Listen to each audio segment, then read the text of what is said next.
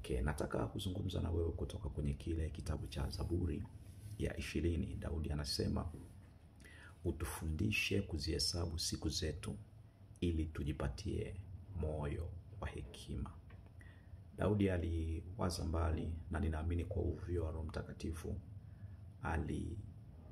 alielewa ya kwamba haya maisha, mwanadamu hakuna namna ambavyo anaweza kaishi maisha yake pasipo kutegemea msaada wa Mungu. Kwa hiyo akamwendea Mungu na kumwambia, ninaomba utufundishe sisi wanadamu kuzihesabu siku zetu. Ukishatufundisha tukajua namna ya kuzihesabu siku zetu, tutajipatia moyo wa hekima. Na tunapopata moyo wa hekima, tutajua nini cha kufanya katika hizo siku ambazo Mungu umetufundisha kuzihesabu. Mwanadamu, hakuna mwanadamu ambaye ataishi milele katika mwili.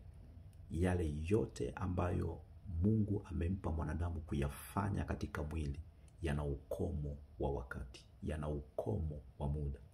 Kwa sababu mtu ni roho, lakini anakaa katika mwili, na kwa bahati mbaya katika mwili anaokaa, huo mwili unaharibika. Maandiko yanasema, ingawa utu wetu wa nje unachakaa, lakini utu wetu wa ndani unafanywa upya siku kwa siku. Kwa hiyo ni ukweli usiopingika ya kwamba roho yangu ambayo ndiyo mtu halisi anakaa kwenye mwili unaoharibika.